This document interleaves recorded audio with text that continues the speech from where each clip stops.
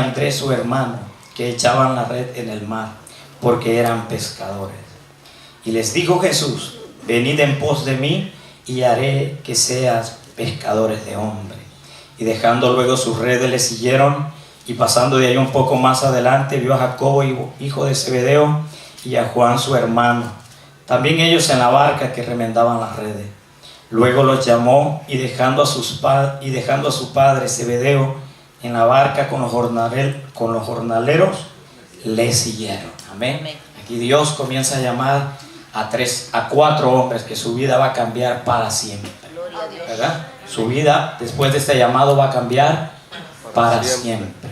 Y Dios quiere que hoy nosotros recibamos ese llamado también. Amén. Padre, gracias, tu palabra es bendita. Bendícenos en este momento que vamos a hablar de ella. Danos claridad, Señor, danos agilidad, Señor, y hasta cierto punto astucia, Señor, para poderla transmitir de una manera que tu pueblo la entienda, Señor, porque solo creemos lo que entendemos, Señor. Te pido en este momento que aclare nuestro pensamiento. Si hemos pecado en esta semana, Señor, el pecado es una pared, Señor, que nos separa de ti, Señor, por lo cual no nos hace sensible a tu presencia. Te pido, Señor, que perdone los pecados de tu pueblo, Señor. Te pido, Padre Santo, en este momento, Dios amado, que si hay una ruptura en la vasija, Señor, Dios mío, en este momento tu Espíritu Santo pueda sellar, Señor, toda herida, todo enojo, todo resentimiento, Padre, y que nuestra vasija esté lista para recibir la palabra, porque vamos a conocer la verdad, y la verdad, Señor, nos va a hacer libre. En el nombre de Jesús de Nazaret te lo pido, Padre Santo, bueno, confiando y creyendo que así lo harás. Amén, amén. Puede sentarse, hermano. Aleluya. Ya nos saludamos, ¿verdad? Ya los niños están en sus clases, y hoy nosotros vamos a estar aquí escuchando lo que Dios quiere decirnos. Amén. ¿Cuántos quieren escuchar lo que Dios quiere decir? Digan: yo quiero escuchar lo que Dios quiere decir. Yo quiero escuchar lo que Dios. De verdad, díganlo: yo quiero escuchar lo que Dios quiere decir. Quiero escuchar lo que Dios quiere decir. Por eso voy a poner atención. Por eso voy a poner atención. Voy a poner atención. ¿Verdad? ¿Qué va a poner usted? Atención. Y todo lo que le distraiga hay que desecharlo en este momento. Amén. Muy bien, hermanos. La Biblia es un libro que hay que respetarlo mucho. Así es, amén. Y aparte de respetarlo, es un libro también que hay que creerlo. Así es, amén. Si uno no cree lo que dice este libro es como cualquier otro libro, ¿verdad? Pero si uno cree que este libro, ¿cuántos tienen Biblia? Amén. Levántenla, amén. Si usted cree que este libro es la palabra de Dios, usted debe de creer que este libro puede cambiar nuestras vidas, ¿verdad? Este libro, por medio del Espíritu Santo, puede cambiar nuestras vidas. Y yo así lo creo también, hermano, que uno puede retornar el camino que Dios quiere que tomemos cuando lo conocemos, ¿verdad? Si no lo conocemos, entonces no lo vamos a transitar. Por eso es importante conocer. Y solamente podemos conocer a Dios o cómo Él trabaja por medio de su palabra. Amén. Así que el que tiene la Biblia tiene la palabra de Dios. ¿Cuántos tienen la palabra de Dios? Amén. Usted dirá: pastor, ¿por qué está repitiendo mucho eso? Porque a veces se nos olvida, hermano. Se nos olvida que nosotros tenemos un compromiso con Dios y un compromiso con su palabra para nosotros poder transformar nuestra vida. El cambio en un hombre no ocurre de la noche a la mañana ni por un rociamiento de agua bendita. No. Se produce con mucha paciencia y perseverancia y obediencia, ¿verdad? Si no hay perseverancia, no va a haber una transformación. Amén. Así que eso es importante. Y aquí vamos a continuar, hermano, con lo que vamos a hablar hoy, lo que Marcos ha venido enseñándonos a través de su evangelio. Como ya dije en ocasiones anteriores, el evangelio de Marcos es el primer evangelio que se escribió, es el más cercano a Jesús, y está visto, hermanos, desde los ojos de un apóstol grande, el apóstol Pedro. ¿Cuántos han oído hablar de Pedro? ¿Verdad? Es un apóstol, yo le llamo el apóstol grande, ¿verdad? Por todo lo que Pedro tuvo que pasar, por todo lo que Pedro tuvo que experimentar. Entonces Pedro que caminó con Jesús, le transmitió a Marcos lo que él vio, lo que él oyó, ¿verdad? Y lo que él hizo. Y Marcos en algún momento determinado, quizás como en el 70 después que Cristo, ¿verdad?, nace, escribe el Evangelio de San Marcos. Y este Evangelio tiene la característica que es un Evangelio muy breve, que no se detiene en detalles como lo va a hacer Mateo, como lo va a hacer Lucas, como lo va a hacer Juan, ¿verdad? ¿Por qué Marcos no se detiene en detalles? Porque Marcos está tratando, escuche bien, de buscar a Jesús dentro de Cristo.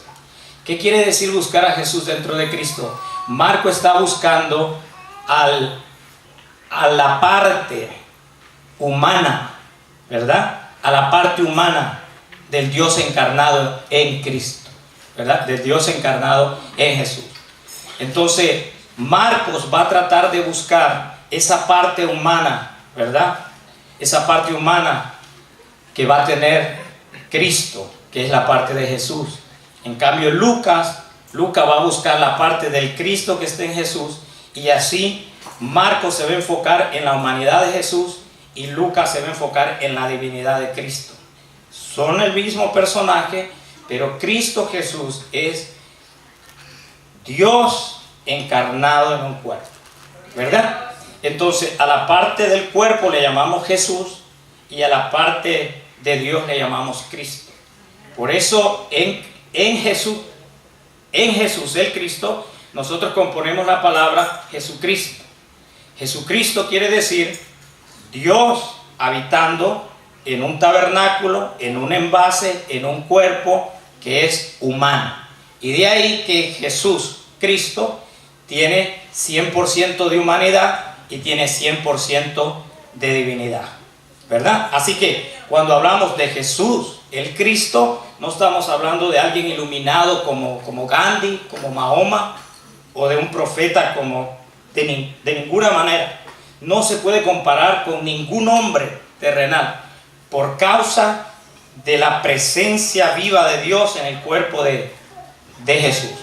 Entonces Marcos va a buscar unas palabras, ¿verdad?, para que los que somos carnales, ¿cuántos son carnales?, entendamos, ¿verdad? Entonces va a buscar esa parte de Jesús en Cristo para que nosotros nos identifiquemos con Él. No es que se va a contradecir Lucas de Marcos, no, es el punto de vista que quiere transmitir y quiere enseñarnos. Por eso es importante, hermano, que nosotros volvamos a estudiar los evangelios. Es muy importante. Volvamos a estudiar los evangelios porque la iglesia cristiana a veces se desvía del Cristo que debe de profetizar o hablar, ¿verdad? Entonces aquí, hermanos, Marcos viene diciendo que Jesús vino del desierto predicando y comienza a usar la palabra evangelio. ¿Y qué es evangelio? Evangelio es unas buenas nuevas, ¿verdad? Es una buena nueva que para los griegos significaba que un hijo había nacido en el palacio y que el reinado había una continuidad. O dos, que ese niño ya había crecido y era ungido como rey. O tres, que un general había ido a la guerra y había ganado más territorio para el emperador y luego venían más tributos, lo que iba a enriquecer más la nación. Sea que naciera un niño, sea que ese niño era coronado como rey, o sea que un general ganaba tierra, de las tres maneras, evangelio significaba buenas noticias, ¿verdad? Entonces Marcos va a comenzar diciendo de que hay una buena noticia, ¿verdad? Hay una buena noticia en medio de tantas malas noticias, ¿verdad?, que había en aquel entonces y que sigue habiendo hoy.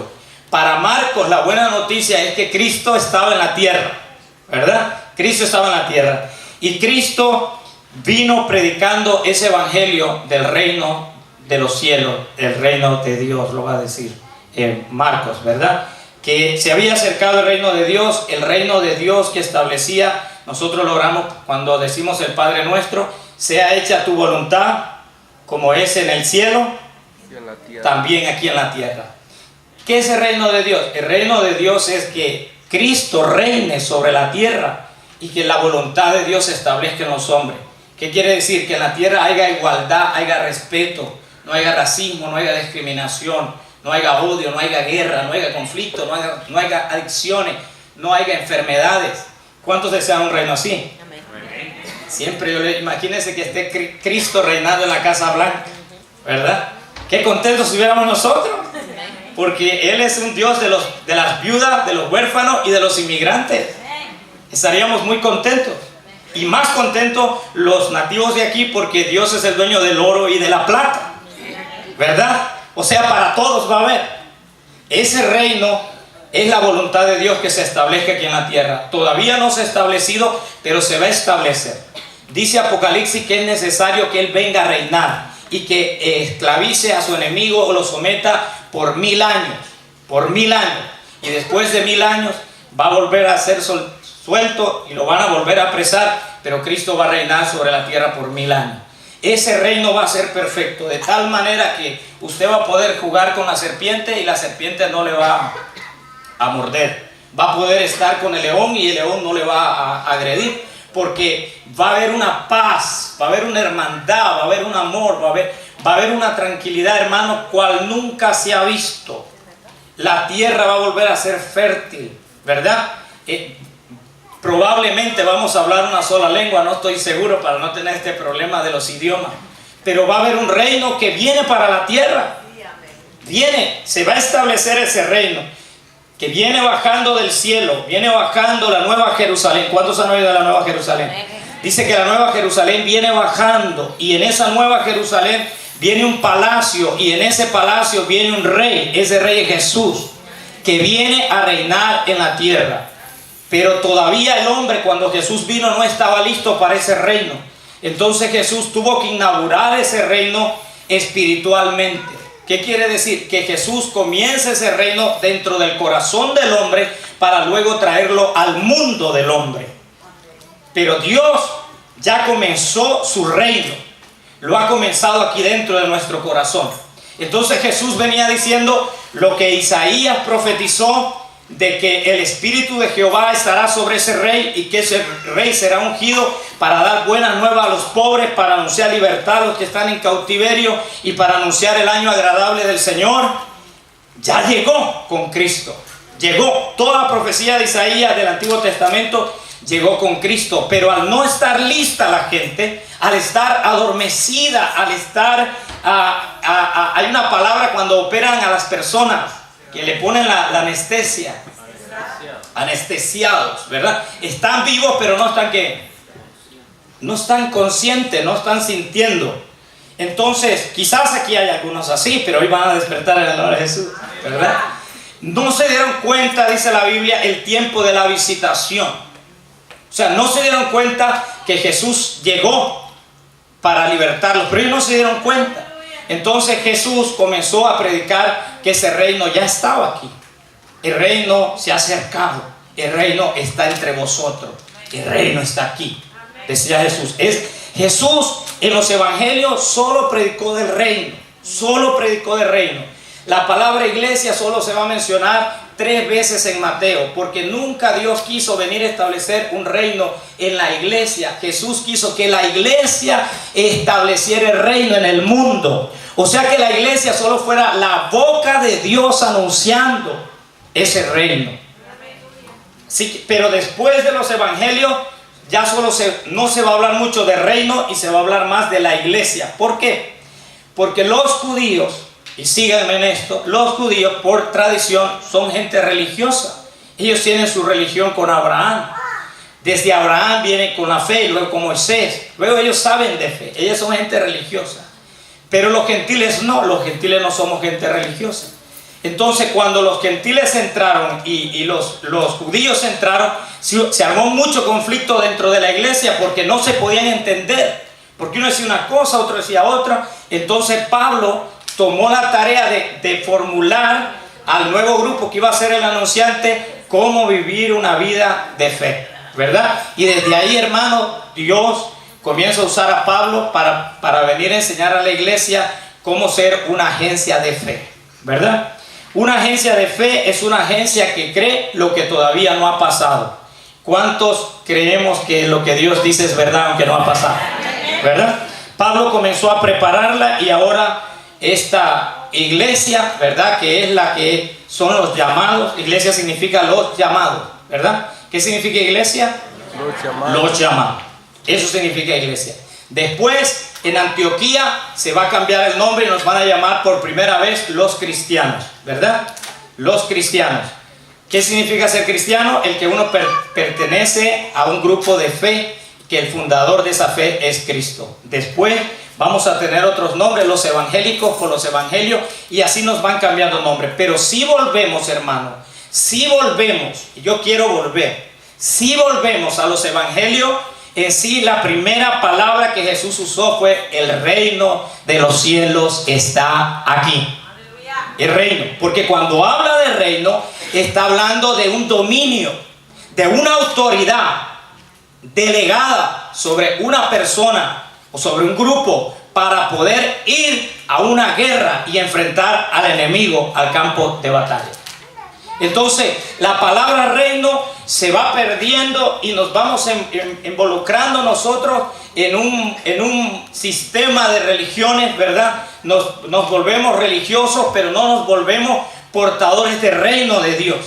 Y usted dirá: pastor, ¿cómo sabe que no tenemos el reino de Dios? Bueno, es fácil, por la autoridad que hace falta en alguien se sabe que no hay reino de Dios ahí. O sea, por si una persona está siendo controlada, escuche bien, siendo controlada por sus deseos de la carne, no hay reino de Dios ahí. ¿Me está escuchando? Si una persona está tratando de no consumir drogas, ¿verdad? Y cae y vuelve a caer, es que no hay dominio del rey ahí. Entonces el reino de Dios no se ha establecido ahí. Pero cuando hay personas que están lucha, pero logra vencer, ahí hay reino. Ahí hay reino, ahí ya se estableció el reino. Porque hay palabra del reino, del rey. Y hay evidencia de que hay una fuerza mayor que la misma carne que está controlando. Entonces es fácil saber que muchas personas no han entrado al reino de Dios. Se han quedado en el anunciante en la iglesia, o se han quedado en, como nos llamaron en Antioquía, cristianos, que es peligroso llamarse cristiano porque puede ser como un republicano o un demócrata, que aunque usted no esté de acuerdo con el presidente que está, usted le fiera al partido aunque no sabe lo que está pasando en el partido. Nunca Dios estableció la iglesia para que nos llamáramos cristianos. Fue en Antioquía que nos dijeron cristianos, pero Dios nunca dijo eso. Claro, nosotros lo aceptamos y con gusto, y Pedro dijo: si alguno sufre porque le dicen cristiano, pues alégrese. O sea, la palabra cristiano era una ofensa para este nuevo grupo que venía. Pero nosotros: sí, soy cristiano. Ok, eres cristiano, pues tienes autoridad. Sí, yo le puedo decir a aquel hermano: cállese, hermano, y siéntese, y se sienta. No, esa no es autoridad, esa es arrogancia. Esa no es autoridad. Eso es hasta dictadura, se puede decir. Autoridad es cuando el sentimiento te viene al corazón y usted somete al sentimiento. Es autoridad la que usted tomó hoy, no quiere venir al templo y yo voy a ir al templo. Esa es autoridad. Esa es autoridad, porque acuérdese que el reino está ¿dónde? ¿A dónde está el reino hoy? ¿A dónde está el reino hoy? Adentro. O sea, la autoridad va a comenzar a ejercerse desde adentro, desde adentro. Para poder manifestarse afuera debe de comenzar desde adentro. La fuerza del mundo de la carne quiere arrastrarnos en el sistema del príncipe de este mundo, que es el diablo. Pero hay una fuerza, más que fuerza, un rey, y más que rey, una autoridad que está dentro de nosotros. Y a medida de esa autoridad se va manifestando, yo sé que estoy en el reino de Dios. Yo sé que estoy en el reino de Dios. Puede comenzar siendo evangélico, puede comenzar siendo cristiano, puede comenzar siendo parte de la iglesia, pero termine en el reino de Dios. Termine en el reino de Dios. Porque el reino de Dios, hermano, es hacer la voluntad que está allá arriba en el cielo, aquí en la tierra. ¿Y cuántos saben que la voluntad de Dios para nosotros es buena? ¿Y cuántos quieren que se realice? Entonces vamos a establecer el reino. Entonces Jesús viene predicando de ese reino, y para entrar a ese reino, Jesús dijo: el reino de Dios está aquí. arrepentidos y creer en el Evangelio. Entonces, las dos características, hermanos, que nos van a ayudar a entrar a ese reino, les digo que no es la cristiandad, no son los evangélicos, no son las asambleas de Dios, no son los unitarios, yo no estoy hablando de nada de eso. Eso nos ayuda, pero no estoy hablando de denominaciones, no estoy hablando nada de eso. Estoy hablando del reino. Nosotros, muchos no hemos entrado al reino, pero vamos a entrar. Vamos a entrar, ¿sí o no?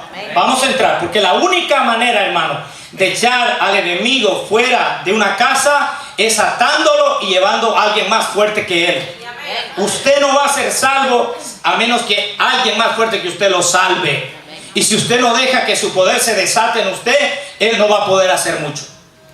Pero hay que entrar aquí, al reino. Y para entrar al reino, dijo, arrepiéntanse, cambien de mente, metamorfosis. Hay un cambio de actitud, hay un cambio de mente, hay un cambio de prioridades, hay un cambio de normas, hay un cambio de éticas, hay un cambio de direcciones aquí en la mente. Hay un reseteo divino en una mente humana. Dijo un gran pensador, no recuerdo ahora mismo su nombre, dijo, pienso y luego existo. Dijo él, pienso y luego existo, pienso y luego existo. Primero es el pensar y después el existir. Primero pienso que voy a hacer una silla y luego hago la silla. Entonces, lo que quiso decir él en la filosofía es lo que dicen los proverbios miles de años antes de la filosofía. Lo que el hombre piensa, eso él es. ¿Verdad? Lo que el hombre piensa, eso es. O sea, ahora yo le pregunto, ¿qué usted está pensando? ¿Qué usted ha estado pensando? ¿Verdad? ¿Qué usted ha estado pensando? Eso es muy importante. Por eso Jesús usó la palabra arrepiéntanse. Y cuando dijo la palabra arrepiéntanse, lo que está diciendo es, piensen diferente. Piensen diferente. Comiencen a pensar diferente. De cómo están pensando. Y luego, con el corazón, dice, crean. Crean. Porque para entrar a este reino hay que creer. Es requisito creer. Porque nadie te va a forzar a creer. Nadie. Creer es una actitud del corazón que se postra ante la presencia de ese objeto. Nosotros vamos a decir no el objeto, sino la persona de Jesucristo. Y nosotros decimos, Él es Señor de mi vida. Pero hemos creído a este anuncio. Y bienaventurado el que no encuentre estorbo en Él. Y si usted ya tiene a Jesús, no ha tenido estorbo. Pero ahora hay que pedir por el reino. Que se establezca el reino. Después que se ha arrepentido y se ha creído, ahora Jesús dice nuevamente, vuelve a Galilea. Galilea, hermano, es un tema hermoso en la Biblia. Le va a decir Isaías, Galilea de los gentiles. Va a decir Isaías. Porque en Galilea, hermano, había una mezcla de gentiles y judíos que no los querían mucho los judíos que eran pura sangre, como dicen. Era la mezcla donde estaban los pecadores, los enfermos, los endeudados, los leprosos, los que tenían problemas con la justicia, los que se iban a refugiar, los que deportaban. Toda esa gente la mandaban para Galilea. Y allá vuelve Jesús nuevamente. Jesús va y dice que está caminando Jesús por la orilla, ¿verdad?, del mar de Galilea, aunque es el lago de Galilea. Y cuando Él va, la mirada, escuche bien, la mirada de Jesús se dirige, según lo va a decir Marcos, sobre estos jóvenes que están ahí trabajando, Simón y Andrés. Jesús va caminando y Jesús observa y la mirada de Jesús se posa sobre esos dos hombres que estaban ahí. No estaban haraganeando, estaban trabajando. Eso es importante. Ellos estaban ahí buscando la manera de sobrevivir en aquel mundo que cada día demandaba más y quizás estaban metiendo unas horas de overtime, ¿verdad? No sabemos. El problema es la situación que dice aquí, que Jesús pasó y la mirada de Jesús se posó sobre ellos. Hay un texto que dice en Segunda de Crónicas, los ojos del Señor, dice, recorren toda la tierra a ver si haya uno entendido. O sea, los ojos del Señor se pasan y cuando ve que hay arrepentimiento y fe en alguien, entonces la mirada de Jesús se posa sobre esa persona. Y en un sentido, esa mirada, hermano, nos va a agraciar. Y Jesús se detiene Jesús los ve. Todo comienza con una mirada. Qué bueno que el Señor te mirara hoy, ¿verdad? O que me mirara. Yo digo que fue por gracia que Él nos vio, ¿verdad? Fue por gracia. Pasó la mirada entre todos y se detuvo justamente en este hombre llamado aquí Simón y Andrés. Estaban ahí ellos pescando, trabajando como nosotros trabajamos también. Porque Dios siempre, hermano, va a buscar gente que está trabajando. Moisés cuidaba las ovejas de Jetro cuando recibió el llamado de Dios, ¿verdad? David estaba cuidando las ovejas de su padre cuando recibió el llamado de Dios. O sea, yo creo que una característica de la gente que Dios llama es la gente que está trabajando. Y si usted está trabajando, dése un aplauso a usted, porque eso es bueno, ¿verdad? El trabajo es importante para el llamado. Y Jesús pasa y Jesús los ve, ¿verdad? Jesús los ve y se detiene la mirada. Dice, yo creo que en esa mirada profunda Jesús los escaneó, ¿verdad? Porque dice que nadie tenía necesidad de que le dijera a Jesús, mira aquel Panchito anduvo emborrachándose anoche y aquella otra, la hermanita Chana, anduvo allá noveleando antier. Y no tenía necesidad de nada de eso. Jesús miraba a la gente y dice, las conocía. Jesús conocía a la gente. Imagínense qué poder, el poder conocer el corazón y el pensamiento del hombre. Jesús los vio, y cuando Jesús los vio, hermanos, encontró en ellos arrepentimiento y encontró fe, porque sin fe es imposible agradar a Dios. ¿Qué encontró Dios? Arrepentimiento, y encontró fe. Y los invita, hermanos, qué bonito, ¿verdad? Los vio, dice la palabra del Señor. Jesús los vio. Jesús nos ve, hermano.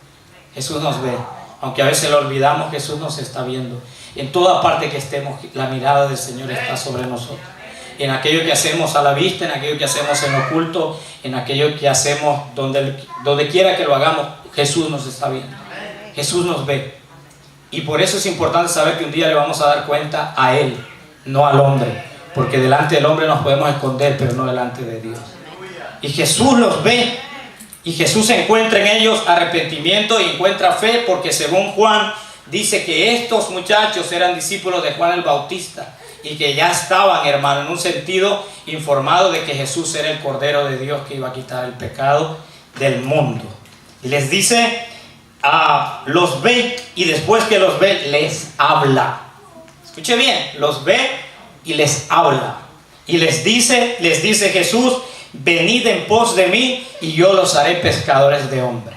Es una invitación, hermano, que Jesús está haciéndoles a ellos y que Jesús le está haciendo a la humanidad. A venir en pos, y en pos es ir detrás de Él, no delante. No delante, porque el hombre es egocentrista. El hombre es lo va a decir la Biblia, que el hombre es muy traicionero. Así que nosotros no nos podemos confiar en nosotros mismos, ni podemos confiar en otro hombre, en esa autoridad, sino que solamente en Jesús. Dice, venid en pos de mí y yo los haré pescadores de hombres. Ir detrás de Él. Y me acuerdo lo que va a decir Hebreo, puesto los ojos en Jesús, el autor y el consumador de nuestra fe. No dice pongan los ojos en las asambleas de Dios, no dice pongan los ojos en la iglesia refugio de salvación, no dice pongan los ojos en los apóstoles, no dice pongan los ojos en los profetas, no dice pongan los ojos en el evangelista, dice puesto los ojos en Jesús, autor y consumador de nuestra fe. Por eso es que la iglesia está tan dolida, tan resentida, tan mayugada, tan confundida, tan deprimida, porque se ha olvidado del evangelio. Se ha olvidado del evangelio, porque en el evangelio, hermano, el hombre ha seguido siendo hombre, pero Dios sigue siendo Dios.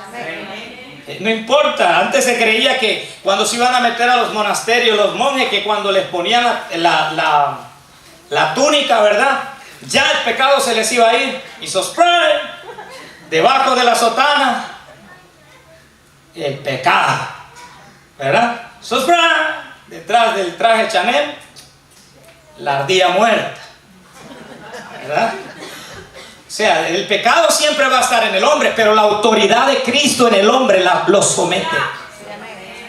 Y nosotros no hemos aprendido a someter el pecado porque no hemos entendido la autoridad del Rey en nuestra vida. Y cuando lo entendamos, entonces nosotros vamos a ser gente diferente, vamos a ser gente del reino. ¿Por qué? Porque el reino tiene autoridad, pero no una autoridad física, sino una autoridad interna que se va a manifestar físicamente, ¿verdad?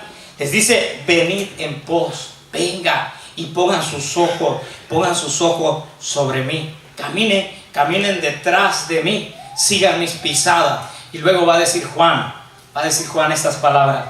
Escúcheme bien, hermanito. Dice, si alguno de ustedes, ya Juan estaba viejecito, si alguno de ustedes, hermanitos y hermanitas, Sí va a hablar, pastor. y Juanitos, se llena la boca diciendo que le conoce,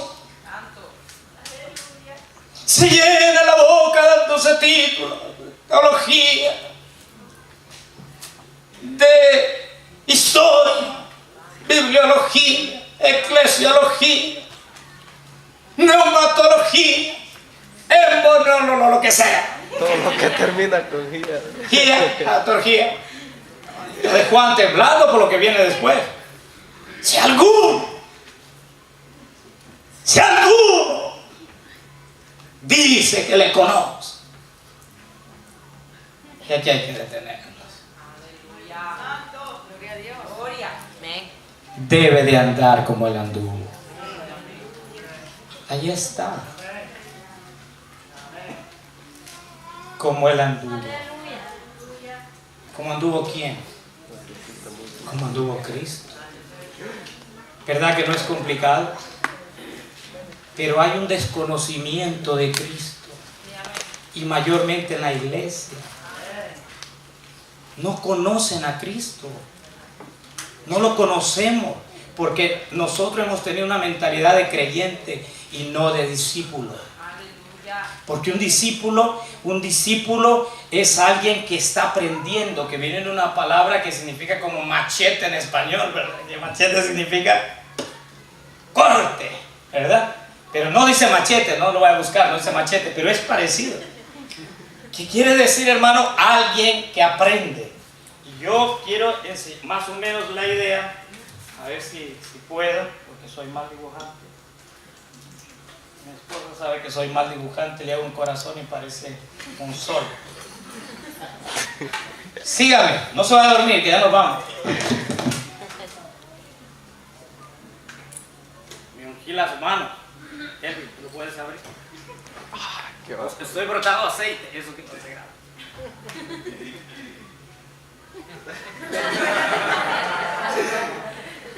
Ah, muy bien, Elvin.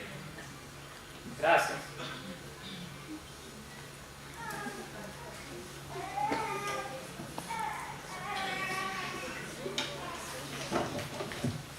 ¿Qué es? ¿Ah? Una mano. Oh, no.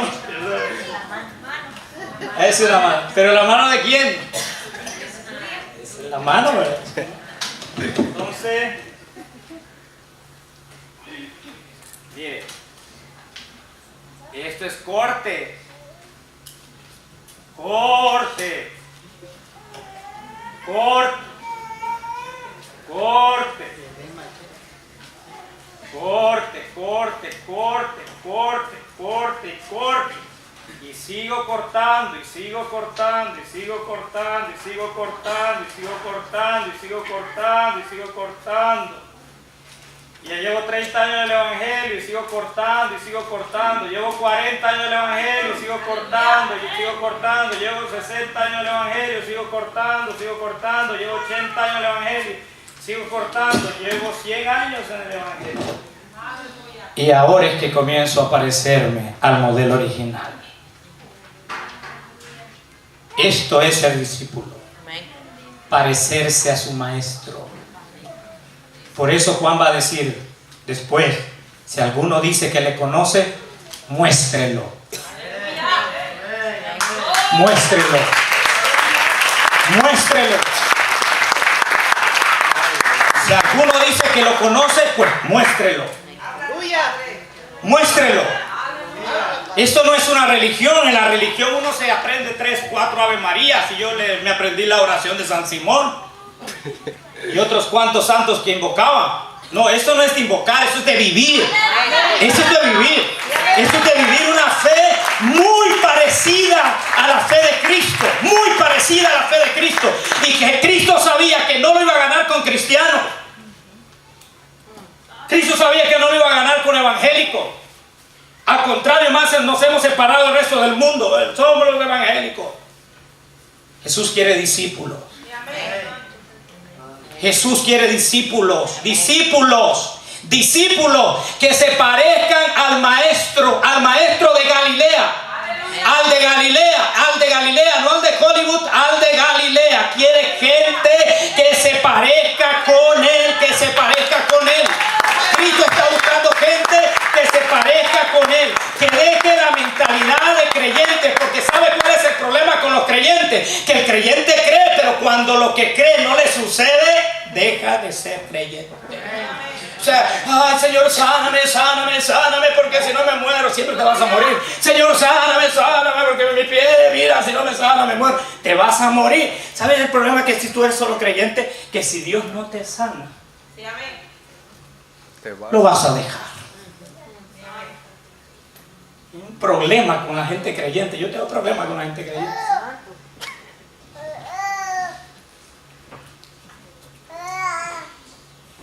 Jesús quiere discípulos. Porque un discípulo dice: Señor, tú sabes que mi pierna la necesito y que quiero ser sano, pero si no me sanas, yo igual te voy a servir, porque yo no sigo la pierna, yo te sigo a ti, Jesús. Yo te sigo a ti, Jesús. Yo te sigo a ti, Jesús. Y ahí usted pasa de ser creyente, pasa a ser usted un discípulo de Jesús. Porque Jesús te ha invitado a seguirlo. Jesús te vio en algún momento y te llamó.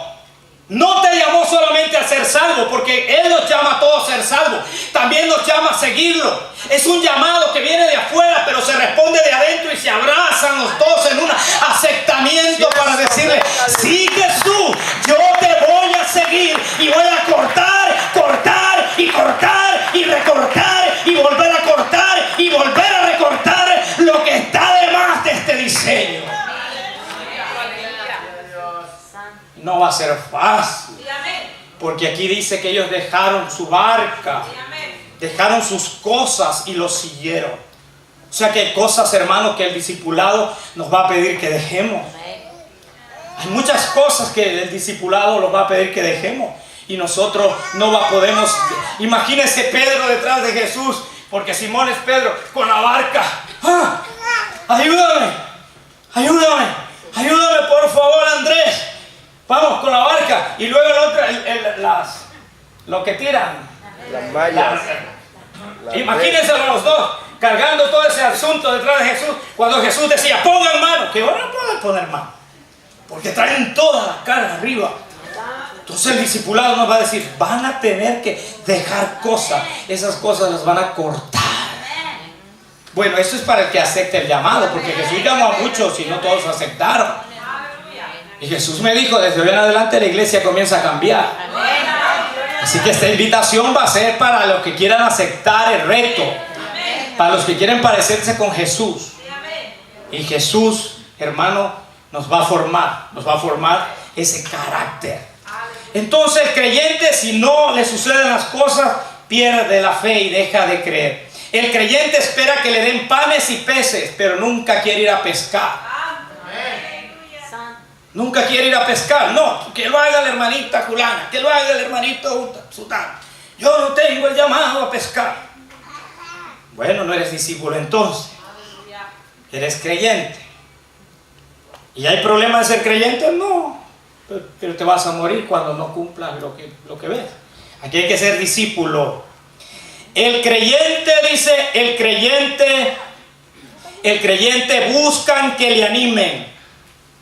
El discípulo anima, porque él es animado de aquel que va adelante. Ya no puedo, vamos, una milla más, vamos, camine, una milla más, camine. Y el débil: fuerte soy. te va animando el que va adelante. Y por eso tú te levantas, porque eres discípulo. Pero el que no es discípulo no lleva a Cristo delante. Entonces va peleando de su propia fuerza. Y dice, nadie me quiere, nadie me ama, soy como un gusanito. ¿Verdad? Y comienza la gente a deprimirse porque nadie lo ama, nadie lo quiere. Y es como un gusanito. No. Si usted es discípulo, esa prueba de todo. Te amen o no te amen, tú sigues al que va delante de ti. ¡Aleluya! El discípulo, el creyente quiere, pero el discípulo ama. Pastor, ¿y cuál es la diferencia? Bueno, pregúntale al finado José José. José José dijo, todos sabemos querer, pero pocos sabemos amar. Porque el que quiere, no quiere sufrir.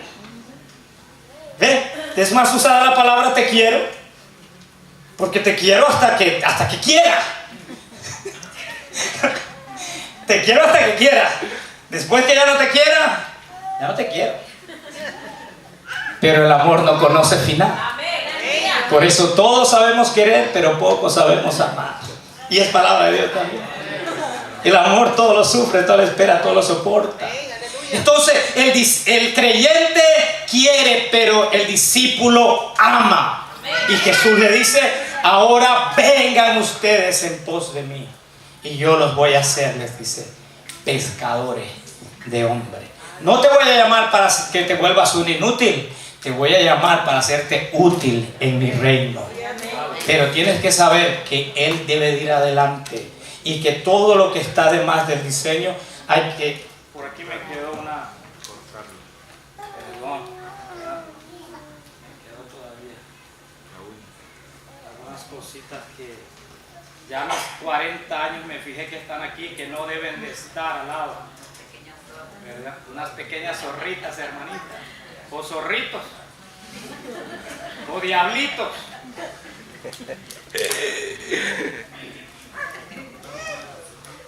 Ah.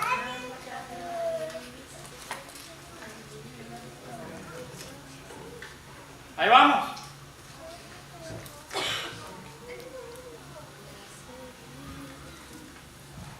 Le sobra un dedo, pastor. Padre Santo, ese sería un fenómeno anormal. La luna, diría mi mamá, la luna pone, el sol quita. Ese es el llamado para hoy. Ser como Él es.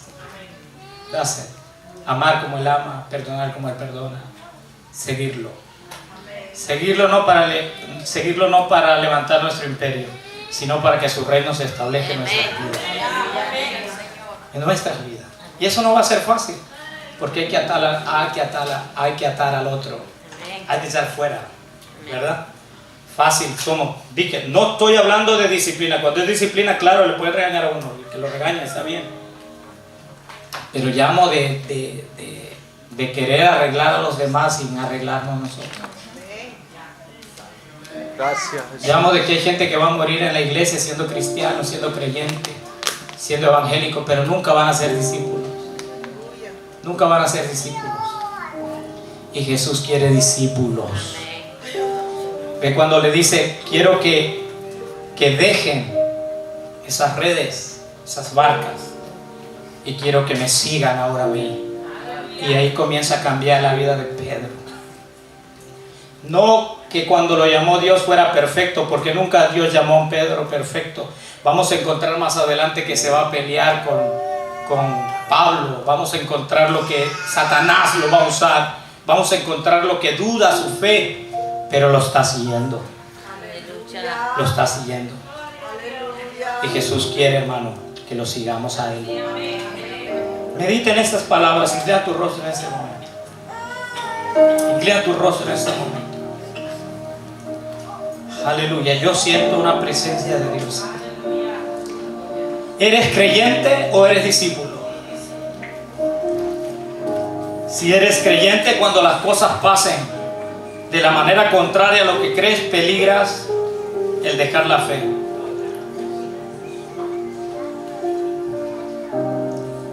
Si eres creyente, sabes querer. Si eres discípulo, sabes amar. Si Si eres creyente, vas con todo, pero si eres discípulo, dejas todo por causa de Él. Aleluya. Y yo no sé si tu amor está tan fuerte. Aleluya. Aleluya. Aleluya. Venid en pos de mí y yo los haré que se conviertan en pescadores de hombres. Aleluya. Si tú ya meditaste en esas palabras y tú dices es verdad, yo voy a ser un discípulo. Ponte de pie ahí donde estás. Ponte de pie. Yo voy a ser un discípulo. Y ahora sé que como discípulo Dios va a tener que cortar de mí aquello que no se parece a Él. Aleluya.